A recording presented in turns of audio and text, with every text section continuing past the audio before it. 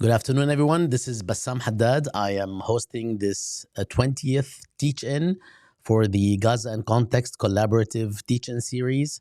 We are very excited to host with us today Francesca Albanese. I hope I have not messed up the pronunciation. Francesca, feel free to correct me. And we, as we have shared with you, are a collaboration or a collective of 22 university centers and research centers producing material that will help clarify the present history and potentially some prospects related to the war on Gaza. We can be followed or watched, and every material that we produce can be found on palestineincontext.org.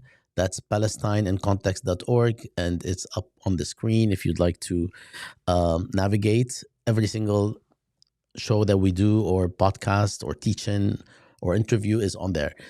Today, I'm very much looking forward to discussing this very troubling situation in Gaza under the title Ramifications of UNRWA's Funding Suspension with Francesca Albanese. Before I introduce her, I'd like to ask you, Francesca, how are you, and welcome to Gaza and Context. Happy to be with you, and thanks to all the organizations in this collective. It's a great endeavor. Thanks to your work, actually. Let me just say a few things about you, Francesca. No one really likes this when I talk about them, but we've got to do it just to share some information about who our guest is. Well, Francesca Albanese is a special rapporteur, UN special rapporteur on the situation of human rights in the Palestinian territory occupied since 1967. She is an affiliate scholar at the Institute for the Study of International Migration at Georgetown University and a senior advisor on migration and forced displacement for the think tank Arab Renaissance for Democracy and Development, ARDD, where she co-founded the Global Network on the Question of Palestine, a coalition of renowned professionals and scholars engaged in and on Israel-Palestine. She has published widely on the, not wildly, but widely, on the legal situation in Israel-Palestine. Her latest book, Palestinian Refugees in International Law, Oxford University Press 2020, offers a comprehensive legal analysis of the situation of Palestinian refugees from its origins to modern-day reality. She regularly teaches and lectures on international law and forced displacement in European and Arab universities and speaks frequently at conferences and public events on the legal situation of Palestine. I will let you read the rest of her bio because it's quite extensive on Jadaliyya or on links that you'll find at palestineincontext.org. Today we are discussing the defunding or the pause in funding or suspension in funding at for UNRWA. The US, the United States, and now 18 of its allies have suspended funding to the relief and works agency UNRWA at a time that is that can be described as quite calamitous for Gazans, when the majority of its population rely on such intermittent international aid simply to survive. The US cited Israel's alleged claim that a dozen UNRWA staff members were involved in the Hamas-led attacks on Israeli towns on October 7th. And we will discuss some of the details that have to do with the actual claim, as well as what the suspension is all about, what are its parameters, and what have been some of the ramifications and consequences. But we will start with a question on UNRWA itself. Francesca, first of all, thank you again for joining us. I would like to start, given who you are and what you have been doing and your access, and we've seen you literally everywhere address this matter for many, many weeks now. Can you tell us a little bit, or can we start with addressing what is UNRWA for those who might not know exactly what it does and what it is? Absolutely. So first, let me say, my knowledge of the agency dates back to 2009, 2010, when I joined UNRWA, the Department of Legal Affairs, where I served as a legal officer for 3 years. And then after leaving the agency, this is when I decided to, after a while, to invest some of my time. It took me 4 years to write a book about Palestinian refugees in international law, which has an extensive coverage of UNRWA, because the history of Palestinian refugees in many respects goes hand in hand, is intertwined with the history of UNRWA.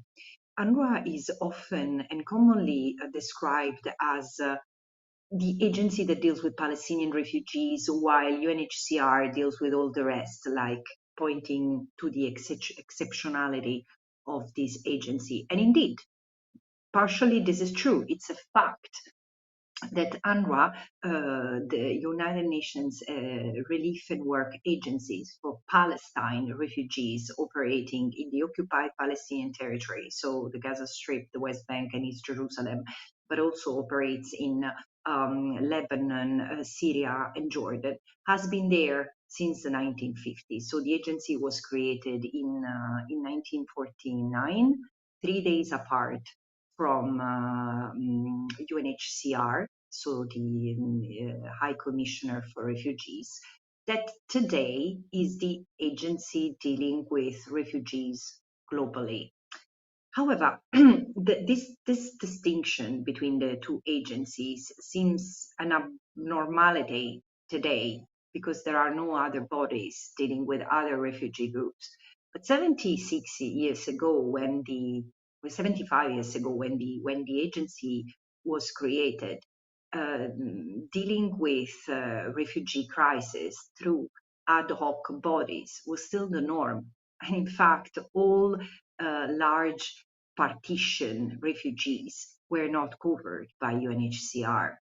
And for example, the India-Pakistan partition it gave rise to 14 million refugees that were not, didn't fall in the mandate of UNHCR. And so the refugees, the Korean refugees from the partition, North and South Korea, they were covered by another UN agency, UNRWA. And so the Palestinian refugees that also predate the entry into force of the UNHCR Statute and the Refugee Convention is a crisis that has been lingering for almost 76 years now. UNRWA was created to provide assistance and relief to the refugees, but as a sort of subsidiary or ancillary body to another one, the first and foremost UN agency or UN body responsible for Palestinian refugees. No one talks about that anymore, but the UNCCP, the United Nations Conciliation Commission for Palestine, which was created by Resolution 194 of 1948. So this is the resolution that is often quoted as the right of return resolution. This was a body responsible to deal with Palestine refugees, meaning all the refugees from the event that was the creation of the State of Israel, after which 750,000 refugees from Palestine, primarily the Arab population of Palestine, but also 17,000 Jews that were taken care of by the UN for a few years. So the UNCCP was to take care of the refugees, of Palestine refugees, who had their own needs compared to the millions of refugees from Europe who had to be resettled. Palestine refugees didn't want to be resettled. They wanted to return. And this is why UNCCP's role was primarily to find a way to bring the refugees back, together with other political functions that the Conciliation Commission had. Because of the length it took to address all the issues, UNRWA was created to support the mandate of UNCCP and provide for the refugees who were in very dire situations in the countries I mentioned. So whatever of historical Palestine didn't become Israel and are today the occupied Palestinian territory, but also neighboring countries, Lebanon, Syria, and Jordan. Actually, Palestine refugees also ended up in Egypt and in Iraq, but both countries refused to have a UN agency dealing with refugees, and so they dealt with them, with the refugees directly. But however, over time, UNCCP stopped functioning because it was impossible to bring to a conciliation, it was impossible to bring to a settlement. And so this is why UNRWA remained like the only body alternative to UNHCR, because UNRWA, for example, the one I mentioned for Korea, it was dismantled once the situation of the refugees was settled. Palestinian UNRWA remains because the situation of Palestinian refugees remains unresolved. No return, no other solutions for them. By the way, in any case, whatever the solution was, the Palestinian refugees have a right to return, whose foundation is premised upon international law as it stood in 1947-49. And so since its inception, UNRWA has taken care of providing health, providing education and job opportunities to the refugees. As protracted their refugeehood became, so UNRWA became more present and stronger in the Middle East, and it's the largest agency operating in the Middle East. It has helped Palestinian refugees get an education, even girls. At the time, it was very difficult for girls to access education. Palestine refugees girls were able to go to school, and to go to school in UNRWA schools were located inside the camps. So there was also a cultural adaptability of the agency that made its services not only available but accepted by the refugee community. And it has been a lighthouse. It has been not just a service provider, but Palestinian refugees have progressively identified with the agency, and this is part of the problem because UNRWA has been under attack for many years, but particularly since the Oslo process, there have been attempts at dismantling the agency. In connection with this symbolism, it seemed like the agency that quote unquote perpetuate the refugee crisis, but it's not, because even if UNRWA were dismantled, the Palestinian refugees would still seek justice and in all the forms that they are entitled to under international law. But however, the functions of the agencies have also changed over time with the recurrence of war, of conflict, because there has been the 1967 war, which created another outflow of refugees who are often not mentioned, but they are Palestinian refugees. So entitled to all protection and assistance granted under international law, although they are called the displaced Palestinians, the displaced people. They're not displaced, they're refugees, whatever the name given to them is.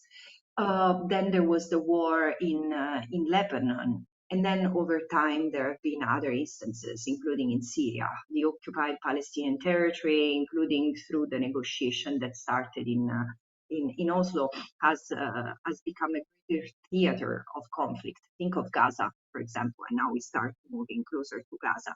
And Gaza has gone, people tend to forget, but over 16 years of blockade, of unlawful blockade, which is in and of itself a war crime, a form of collective punishment, where UNRWA has become the main, not just the main service provider, the main provider of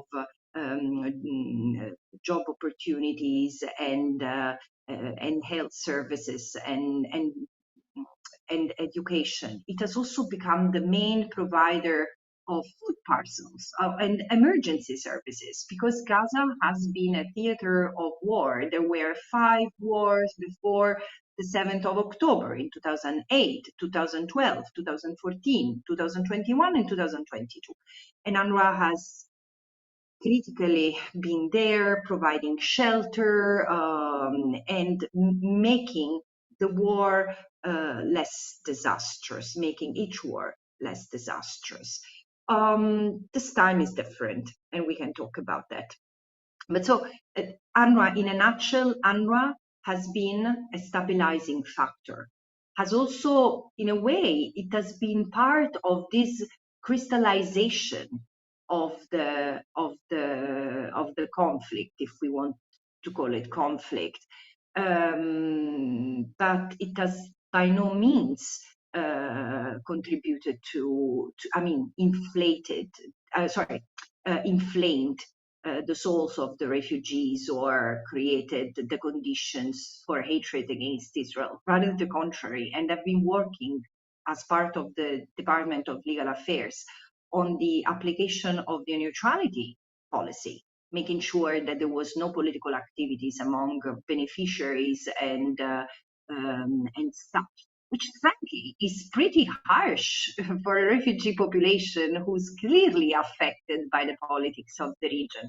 But so this is to say how extreme certain measures taken by UNRWA have been in order to preserve the neutrality, in order to preserve the funds to the agency, particularly by larger donors.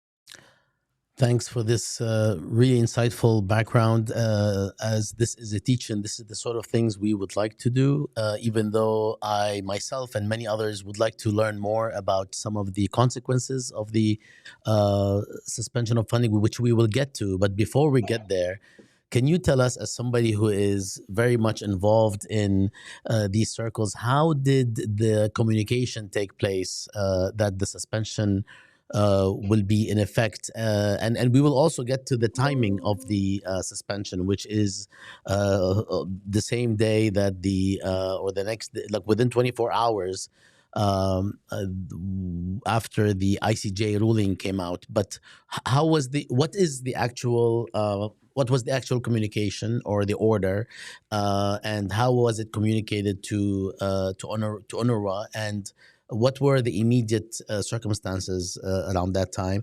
And then after that, I'd love to move on to the actual consequences on the ground. Definitely. And of course, before talking of the consequence on the ground, it would be good also to capture the reality on the ground in which Palestinians are trapped in Gaza, but again, not only in Gaza, including in the West Bank and East Jerusalem, but the situation are more disastrous, of course, from a humanitarian perspective in Gaza, because there is a genocide unfolding. But of course, the timing was absurd, because there had been on Friday the ICJ interim ruling ordering 6 measures, interim measures to prevent genocide, which was recognized as plausible by the International Court of Justice. And I was expecting people to discuss this and member states to finally come back to reason and take measures to stop the genocide unfolding. And even if they didn't want to consider what Israel was doing as genocide, I was still expecting them to discuss measures to stop the atrocities, because even war crimes and crimes against humanity create an obligation, when these are known facts, on member states to intervene and stop the atrocities. But however, let's put this aside for a moment. There couldn't be any meaningful discussion on that, because the day after it was on the news everywhere that a number of states, which in the beginning were just a few, United States, Australia, Canada, and then day by day the number increased. There are now 18 states who have decided to suspend funds to the agency.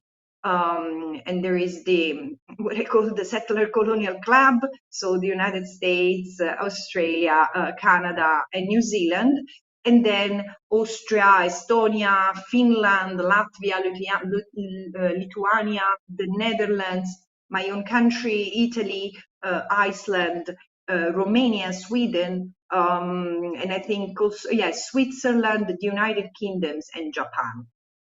So these decided to suspend UNRWA's funds at a moment where UNRWA's help is as needed as ever. But let's park also this aside for a second. Why so? Because Israel had informed these member states that apparently 12 UNRWA staff members had taken part in the attacks that Hamas and other Palestinian armed groups launched against Israel on the 7th of October. I mean, we can discuss. This is absolutely serious. Of course, it is concerning, and it shouldn't have happened. But I do not understand what's the immediate connection between UNRWA and the staff members. But however, immediately after this was announced, the Commissioner General Philippe Lazzarini, the head of UNRWA, said that in the interest of the agency, he had dismissed, because this is in his faculty, he had terminated contracts of all the alleged perpetrators.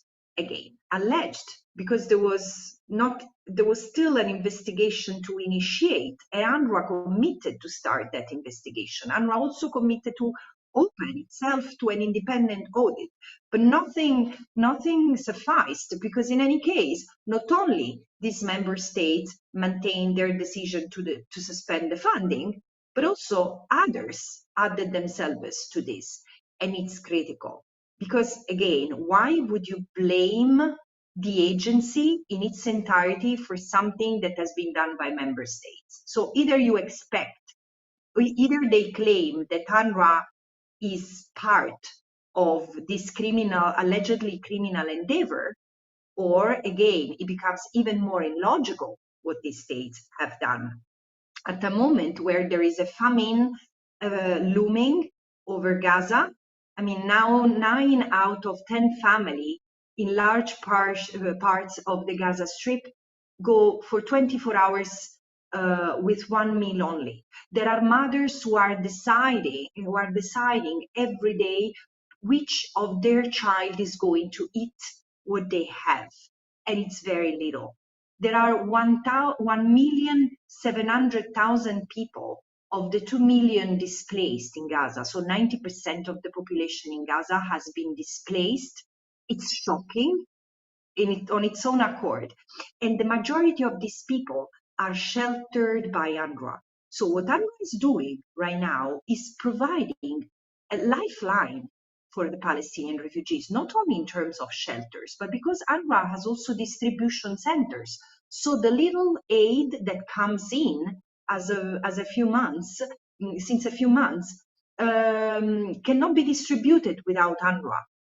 And UNRWA has still the possibility to deliver the fuel that is needed to run the sewage system, or to deliver fuel to the hospitals and clinics, and to help deliver food and other parcels that are essential to the population. So in the overall disaster, in the overall catastrophe that is Gaza today, it makes no sense whatsoever to undermine the only agency who has the capacity to save life of people who are at imminent danger of dying, not only because of the bombs, but because of the poor hygiene in the Gaza Strip, and the spreading of disease and hunger.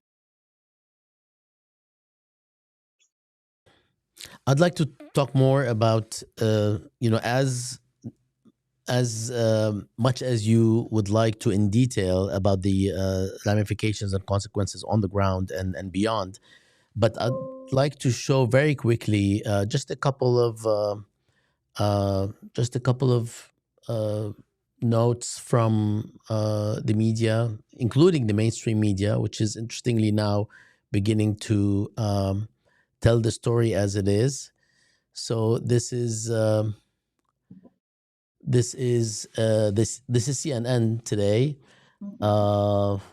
Well, a couple of days ago, but then it Yes. actually stayed on the website. It's reporting we are dying slowly. Palestinians are eating grass and drinking polluted water as famine looms across Gaza.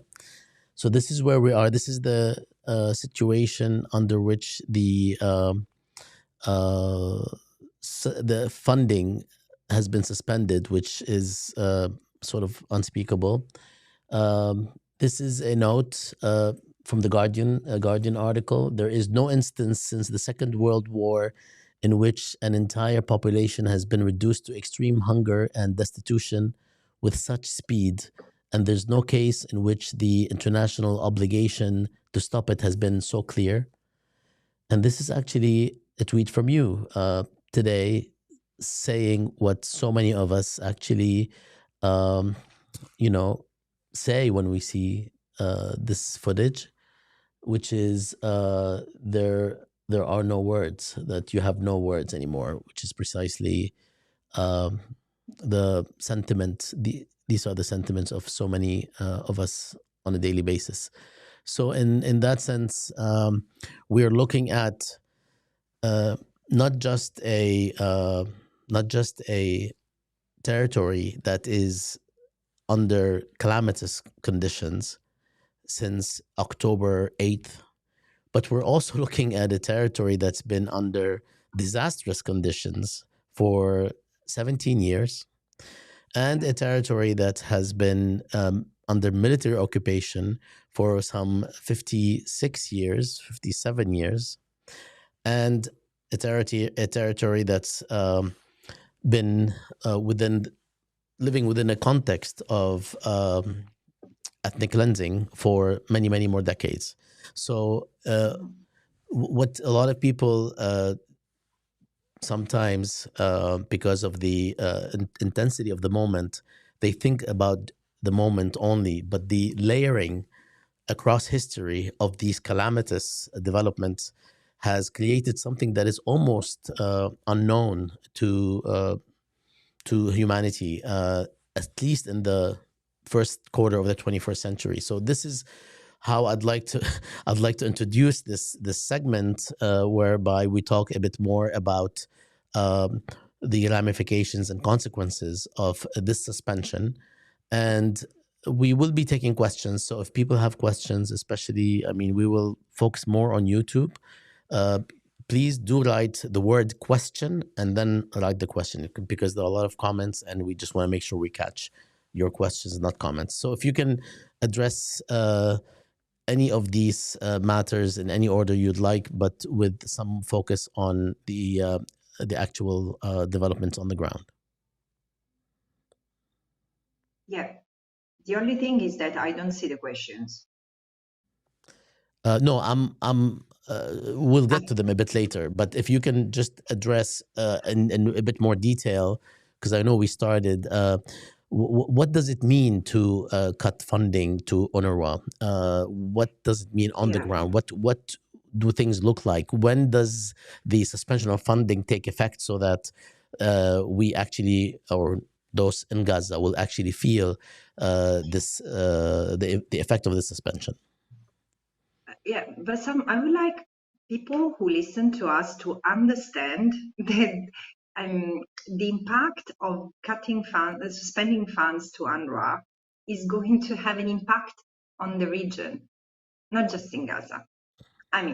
It's shocking. It's really shocking that these countries, these decision makers, have decided to suspend funds when the situation in Gaza is so disastrous. And it's a man-made disaster, because over not even 4 months, Israel has killed over 1% of the population in Gaza. It has destroyed all universities, hundreds of schools, mosques, churches, bakeries. The civilian infrastructure is destroyed. There are nearly 400,000 housing units who have been destroyed and are beyond repair. It means that there is a level of destruction that, I mean, when I hear people thinking of the day after and policymakers discussing the day after, and at the same time, they have the, how to say, in a polite way, but they have the courage to cut funds to the only agency who's providing services to a population which is completely traumatized and in distress, which is being bombed as we speak. And there are hundreds of people in Gaza who die every day because even the areas that have been declared as safe areas have been bombed. So with a war of unprecedented ferocity ravaging this small piece of land, I mean, have these guys lost their mind? This is the thing that came to my mind. Because withdrawing funds from UNRWA as the Undersecretary General for Humanitarian Affairs and Emergency Relief said, this is going to lead to a collapse of the humanitarian system in Gaza. So at some point they say, no, but there should be some other agency. So first of all, I've already explained why this doesn't make sense at all from a logical point of view, from an accountability point of view. You cannot punish an entire hospital because a nurse committed a crime. You cannot punish an entire school or an entire government because a school employee or a government employee commits crime, right? So besides the absurdity of it would take months to create another system that replaces UNRWA. But again, as you asked me about the consequences, so the consequences of are very critical because as of next month, UNRWA will not have money to pay the salary to 30,000 people if all these countries suspend the funds. And it might take weeks also because Israel has the evidence, it will take weeks to complete the investigation. So even if there was a link so that they were justified in wanting to punish the agency and they are not justified, are they going to let the all UNRWA staff go without pay? What are these people going to do? How can UNRWA survive and continue to provide its critical services? It's not just about the employment, it's about the 6 million refugees that UNRWA serves in schools, in health centers, etc. So it's unconscionable what they are doing.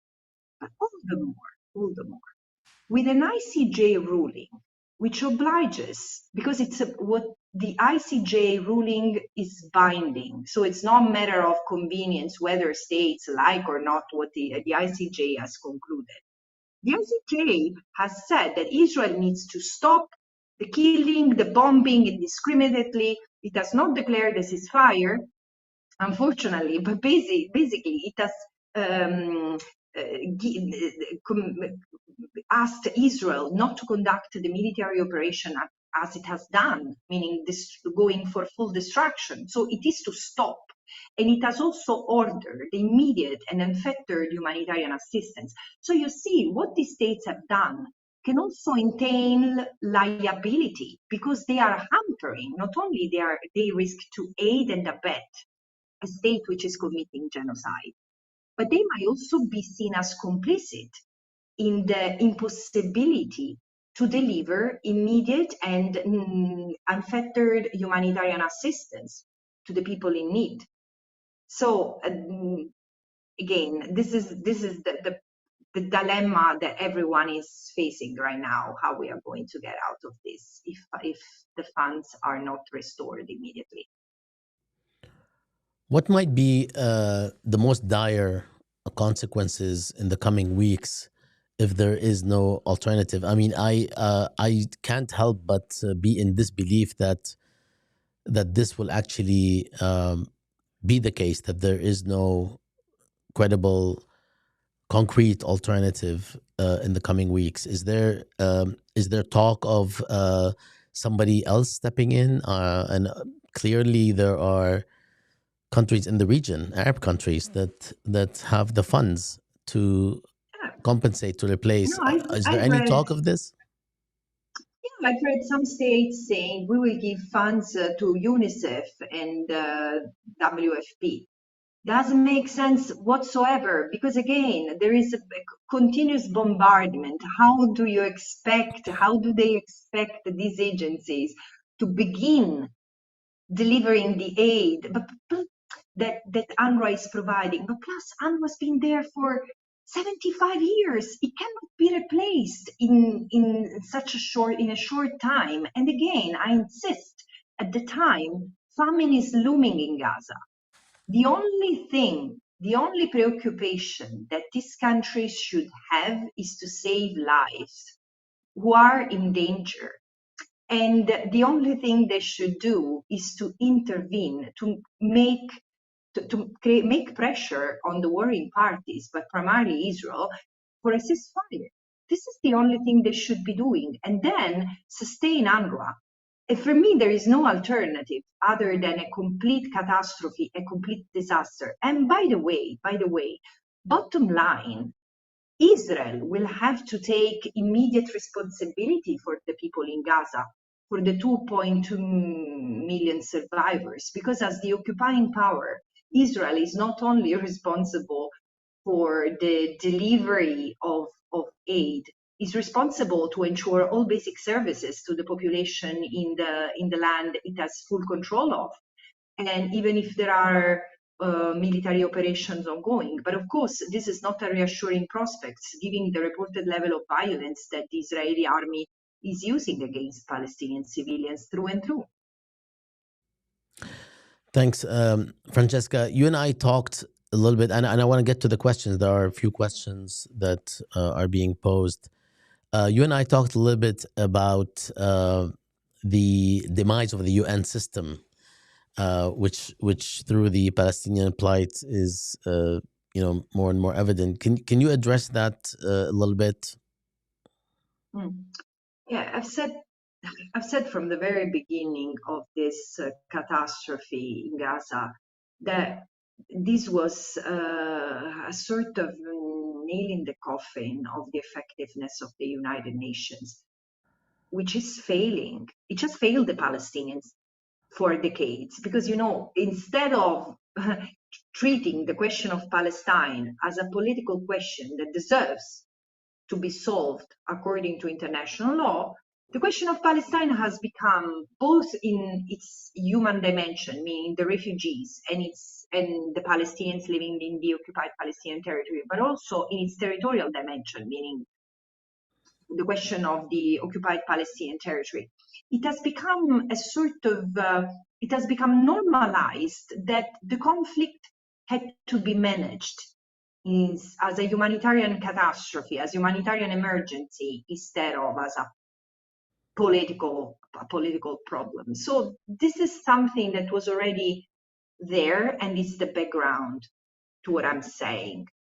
But as of the 7th of October, the United Nations has failed the Palestinians and has failed as a system, I'm afraid, because it has not been able to work to preserve or to restore peace and stability. And we have seen the various attempts to have a resolution by the UN Security Council, which couldn't function as it should have because of the US veto. And even when the General Assembly have, with an overwhelming majority, voted for a ceasefire, nothing has happened. So it's a sort of a bottleneck. There is an executive system, multilateral system, that doesn't work because of the lack of will of a number of states. And this is also critical. See what happens also the second layer of failure, which is at the level of the legal system. Because since the very beginning, there has been this argument recited over and over as a mantra Israel has the right to self-defense, has the right to self-defense, which needs to be unpacked. And I think I've done my best to address this issue, attracting a lot of criticism. But the argument that I've brought forward has not been undone. It remains crystal clear that while Israel has the right to protect itself, its territory, and its citizens, it cannot invoke the right to self-defense, meaning the right to use, to wage a war, to use force in a legitimate way against the population it occupies, because there is consolidated jurisprudence of the International Court of Justice, which is the supreme judicial organ of the United Nations, but also there is an advisory opinion of the ICJ, which is specific on the OPT, on the occupied Palestinian territory, and the court says, I admit that there are security threats emanating from the occupied territory for Israel, but Israel cannot claim self-defense against the Palestinians under occupation. Doesn't mean that it doesn't have the legal means to protect itself and to address threats, but it needs to be within the framework of international law, meaning law and order, and not the law of war. But even if now there is a conflict, Israel is bound by international humanitarian law, meaning it needs to observe the principle of distinction, the principle meaning between combatant and non-combatant, and so protect civilians. How is it doing that? It's not doing that because 70% of the victims are women and children, and I can't believe that the 30% of men are all combatants. It wouldn't, again, numerically, it wouldn't make sense. Because in conflicts, there are always men accompanying women and children, and 30% is a small number after all. The second thing is the principle of proportionality of military operations. How can the widespread destruction, the wholesome destruction that is today the reality in Gaza, how can it be proportional? And the principle of precaution, you have to take measures not to harm civilians, which has not happened. The mass evacuation order of 1.4 million people from northern Gaza, saying either you leave or we will deem you terrorists, Hamas affiliate. How can you say so? Everyone has cried out the illegality of these measures. So the fact that this abysmal violation of international law, international humanitarian law, have not been acted upon, even without going to the Genocide Convention and the obligation to prevent genocide. But again, no measures have been taken. So from a legal point of view, there has been a failure to act. And also, last but not least, the humanitarian situation. The fact that the situation is becoming so serious and the world cannot help the population affected by trauma and distress. I mean, think of 1,000 children in 2 months amputated without anesthesia because Israel didn't allow medicines to come in. This is brutal. And in the face of this, instead of taking measures against Israel, some members of the international community are taking measures against UNRWA. Again, I need to bring this back to the context because it gives you how dramatic the situation is. And yes, I mean, it's leading to the complete lack of effectiveness of the United Nations. Francesca, which I should say that you and I, were at the same institution at one point, me way before you. And I just want to reiterate that we are very excited that you're with us. And it seems that everyone is, because we've had more questions on this teaching than on the previous 19 ones almost. So there's a lot of interest. So I'm going to go through them.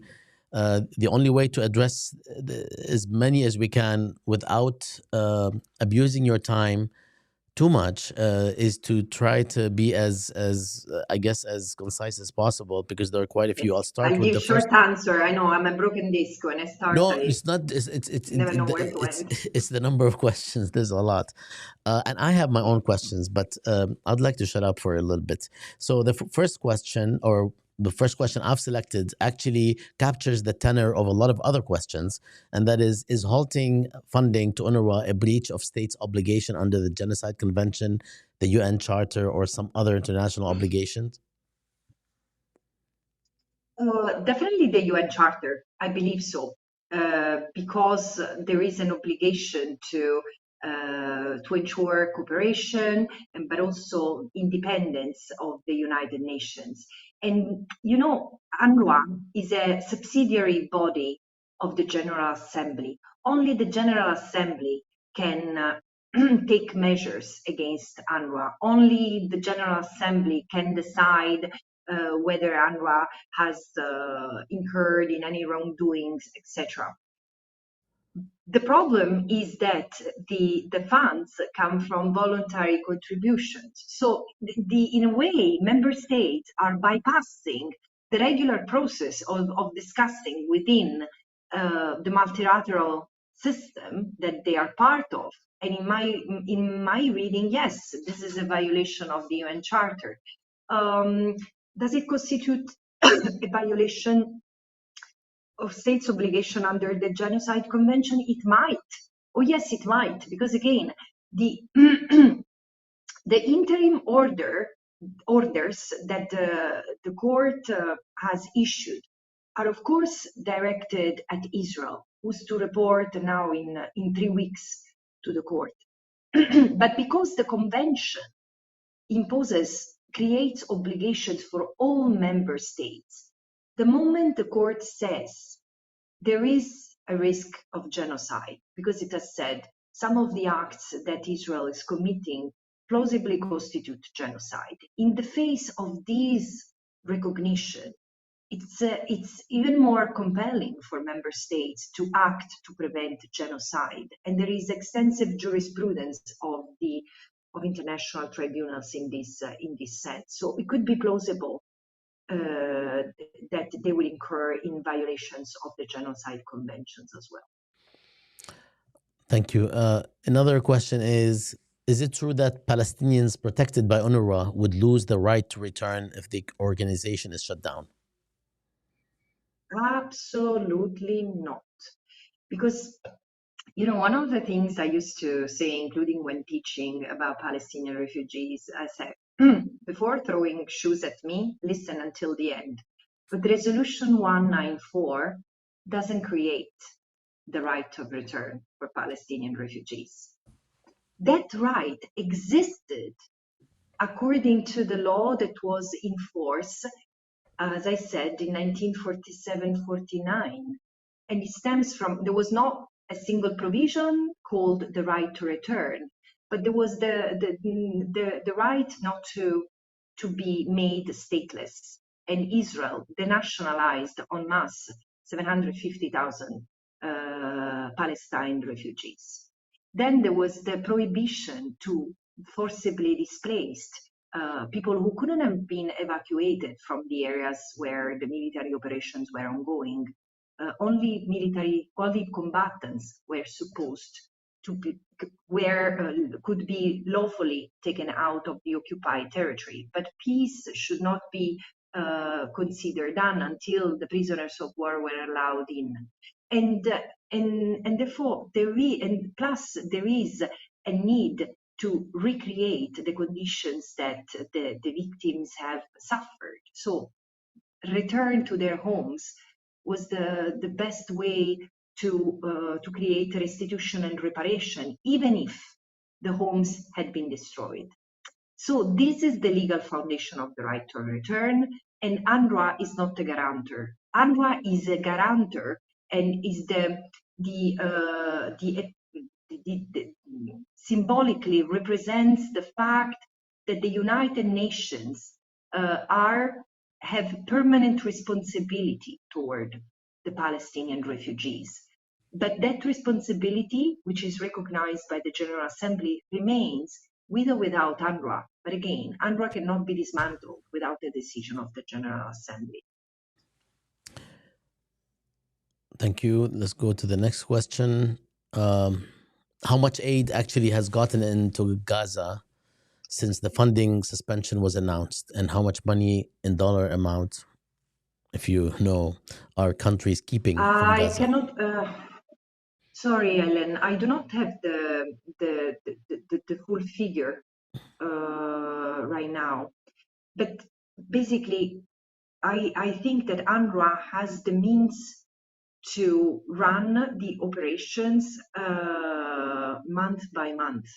So I know that a number of countries, including European countries like Spain and Ireland, have confirmed their funding and even increased their funding. So there will be the possibility to run the operations for a few weeks. But it's a constant flow that is needed. And this is why I think that unless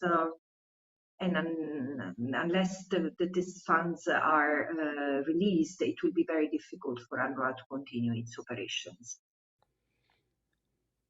We have another But by the question from. way, just to complete, it's easy. Sure. I do not have the answer myself, but it's easy to see how much this would mean because UNRWA has on its facts and figures.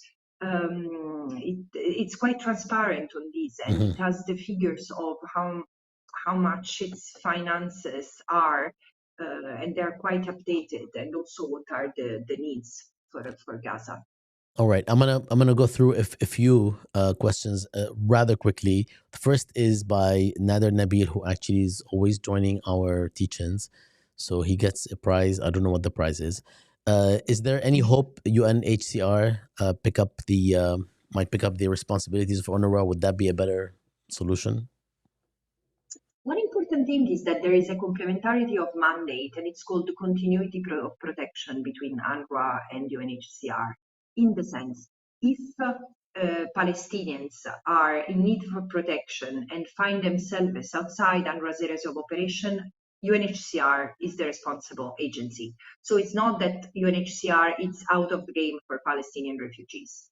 But inside, I think Nader's question is inside UNRWA's areas of operation. Of course, if UNRWA ceased to operate, and again, I insist, this will not happen until there is a determination of the General Assembly. Then at that point, or when the mandate of the cessation becomes de facto, in that case, yeah, UNHCR will have to come into play. But again, I really don't think that. I mean, I really don't want to think that we need to look that far. I hope that people come back to their senses. Question by Radhika.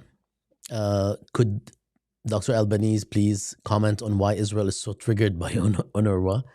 Do they believe that if UNRWA were dismantled, refugees would have to leave and give up demands for right of return?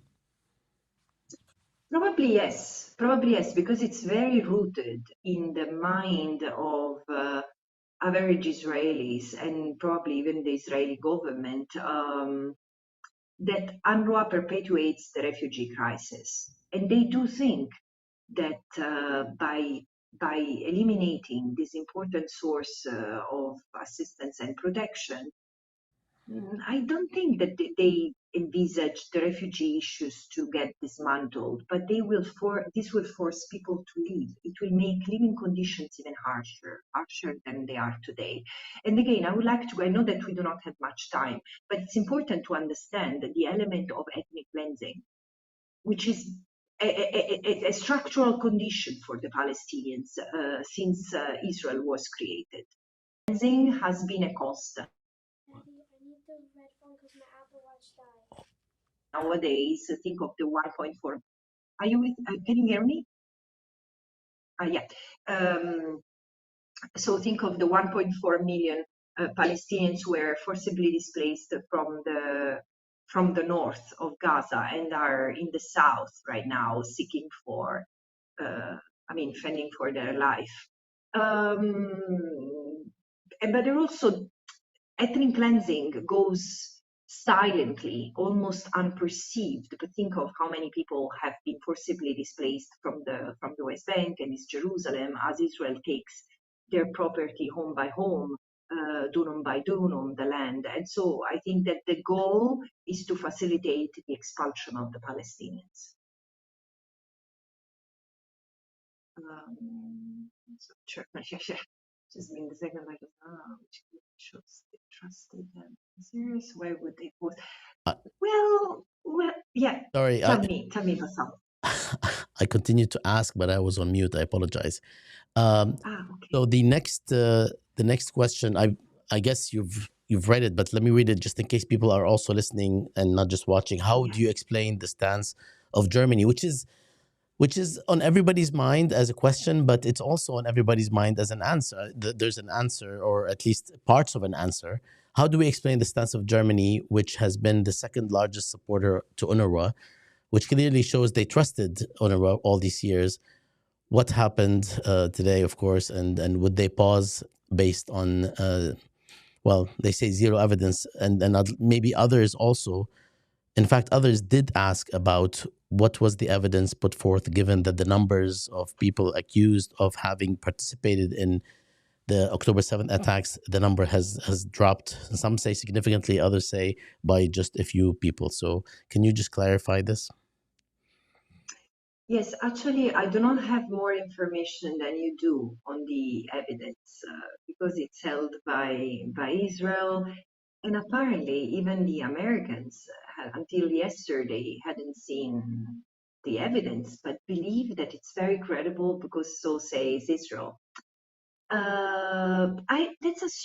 Let's assume that all the 12 staff members were involved. I would still think that the responsibility is to be searched in the or looked for in the catastrophic situation that was already in Gaza before the 7th of October, and the oppression and the apartheid regime that Israel has imposed on the Palestinians, including through the segregation of its population. So, why Germany holds this unconscionable stand? I mean, Germany stands with Israel no matter what, and it says that openly.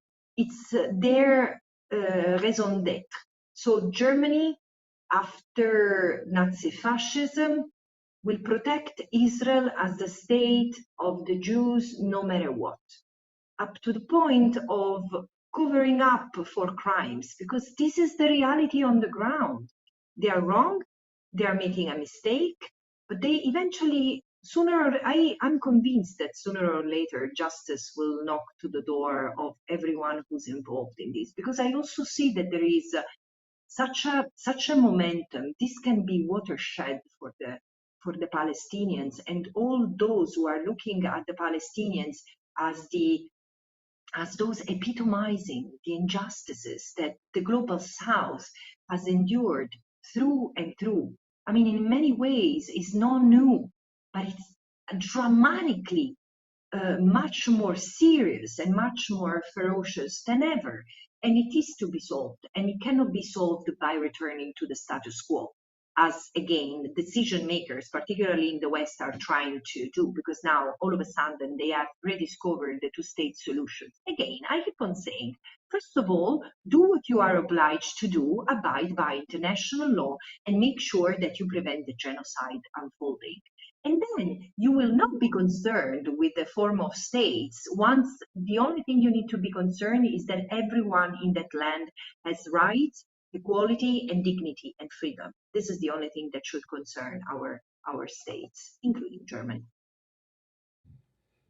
There's another, or, and a repeat question, I guess, on UNHCR, and whether it's high time that it basically takes over with a clear mandate of resettlement of Palestinian refugees instead of the nebulous UNRWA mandate. No, I don't think so. I don't agree. I cannot pronounce the name of our friend because it's weird, but however, no, I don't think so. Look, I've written extensively on that, and my it's not that UNRWA's mandate is nebulous. I think it's pretty clear, and it could do much. UNRWA, in fact, could do and should do much more than it does. But again, is extremely constrained by member states, because you see the reality.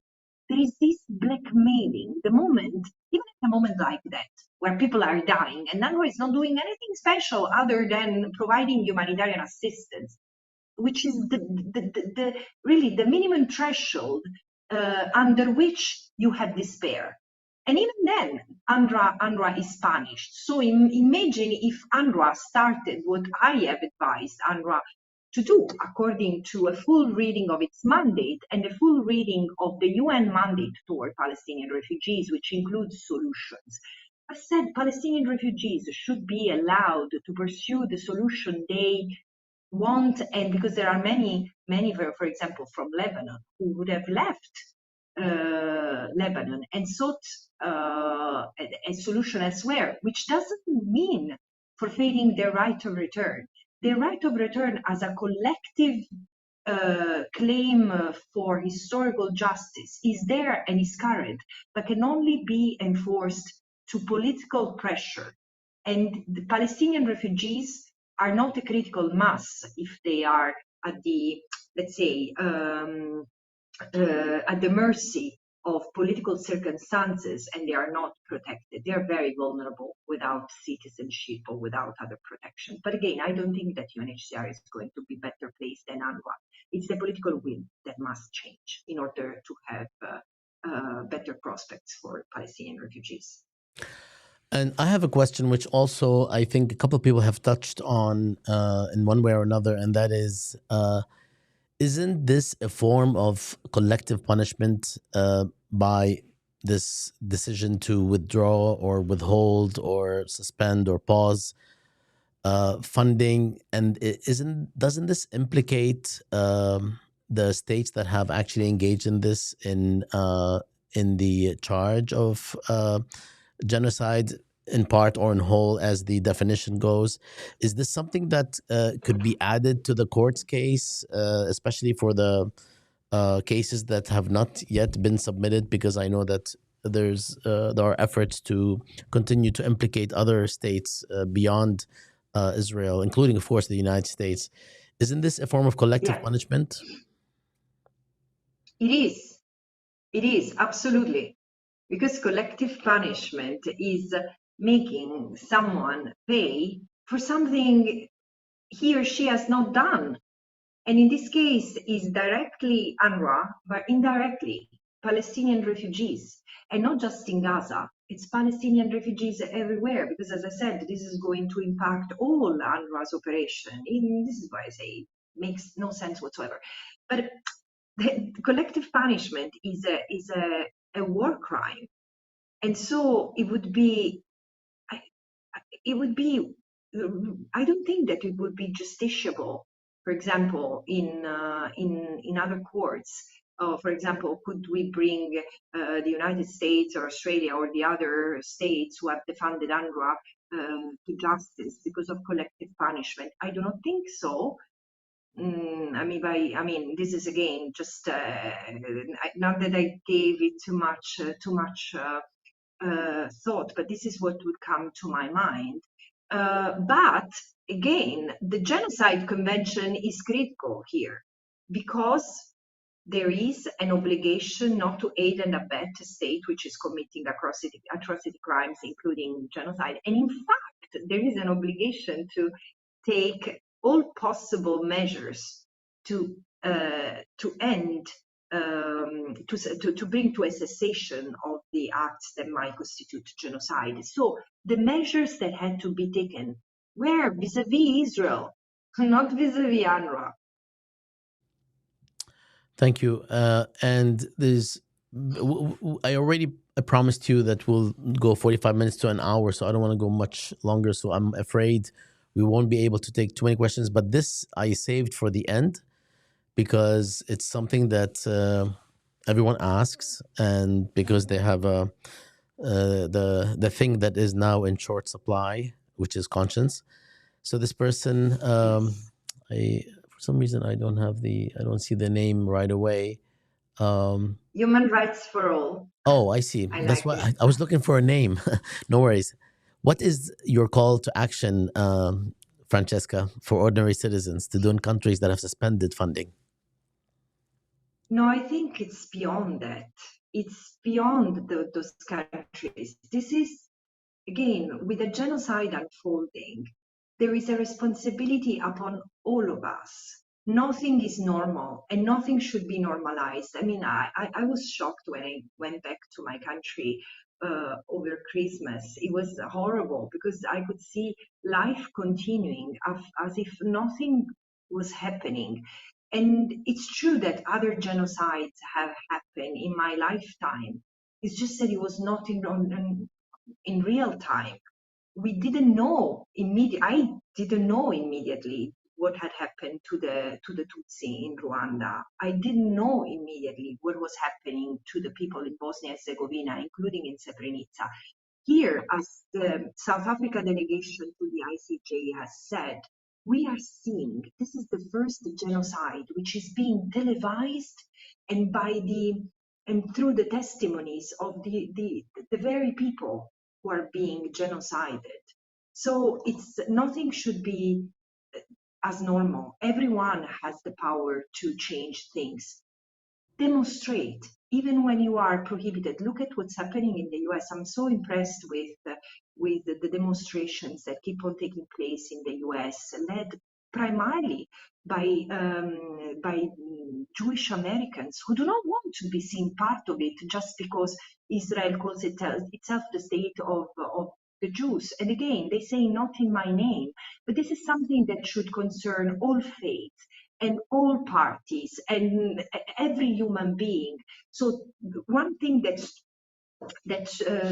I found very interesting in what the foreign minister of South Africa said a few days ago. She said, look, when it was thanks to the entire world that apartheid South Africa would be brought to an end. It was people of faith, it was trade unions, it was sophisticated workers around the world or in the main countries that have commercial dealings with Israel stopped loading and uploading and unloading the cargoes that go to Israel to make a strong case. So there is so much that we can do, but also hold the media accountable. There should be protests and sit-in in front of the media who keep on. Now it's true what Bassam was saying, that there is some opening even in the mainstream media, let not me name anyone, but for so long they have use the same trumpets that the Israeli generals, and they've been a platform for Israeli generals to justify their genocide by using categories of international law, international humanitarian law. This should have generated such a reaction, holding media accountable according to their ethics, to their ethical conduct, code of conduct. So again, there is a lot that can be done by ordinary citizens, and including pressuring now for the non-suspension of the aid to UNRWA, and probably donating to UNRWA these days. It's important. I mean, I normally don't encourage that, but simply because there is no need, but now there is a lot of need for that. So every kind of help matters. Thank you very much, Francesca. You've been very generous, and we are very delighted to have had you. So many of us watch you and follow you on social media and try to learn from what you are providing in terms of insight and analysis and firsthand information and knowledge. I wish you the best, all power to you. And I hope that you can come back. Actually, I don't hope you can come back, because if you came back, then there's bad things to talk about and analyze. Hopefully, maybe we can come back to discuss better things. Hopefully, we can also talk about a number of reports that you have issued and produced in the past. We've talked about the children's report, and maybe we will have you address that if you don't mind at a later point. I know you're very busy, so we will give you some breathing room. Is there anything else or any last words you'd like to share? Yes, actually, yes. There is one thing that is very important. There is a tendency to to articulate the solidarity with what happens to the Palestinian people are as pro-Palestinian and pro-Palestine. And there would be nothing wrong with this because, as my friend Professor Alon Confino says, it's the Palestinians who are deprived of their rights, deprived of freedom and equality between the river and the sea. But I think it's very important, and probably for those in the US, this is obvious, but if there is anyone following us also from Europe, it's very important to use an inclusive language because there are also so many Israelis who are Israeli Jews who are being victimized today together with the Palestinians and the Palestinian citizens of Israel because of their stance against apartheid, against the genocide. And in this being a watershed moment, let's try to use an inclusive language that makes the end of it, the end goal, the end game, the end of the apartheid for all, for equality and freedom of all in that land. Thanks once again, Francesca. We will be inviting you to address a number of developments that I am sure will be taking place, and to also address some of the work that you've done in the past. We are beginning at Gaza in Context to sort of dig a little deeper and be more specific about what we feature. So we hope to see you again. And before I let you go, I just want to announce that tomorrow at 1 p.m., and that is 1 p.m. EST, we are holding our 21st teach-in with Diana Butu. And it's actually a series. It's not just one teach-in. It's a series that is going to start this week with Diana Butu on present, absent, 1948 Palestinians, and it will address the increasing measures uh, aimed at silencing them in Israel, with calls to have their citizenship revoked. And it will be Diana Butu this week, and we will continue next week with other interlocutors who actually live in, who are Palestinian citizens living in Israel, and who are actually working in the legal field and beyond. And we also have this week, it's going to be a busy week, we have a media panel, um, which is one of the things that's driving everyone insane because they are in disbelief as to what they are watching and reading, whether it's newspapers or in a corporate network television. And this will be on Wednesday at 1 p.m. EST. And we have remarkable people speaking, including Will Humans, Leila Al-Aryan, and Adil Iskandar. And of course, we'll continue our other programming. Thank you, Francesca, again. And I hope to see Thank you. you soon, and be safe. And thanks to everyone who Thank joined you. us. Salam. Bye Thanks to bye, everyone who joined us. everyone. Thanks for being with us. Take care. See you soon. You can visit our website to learn more, palestiniancontext.org. Salam.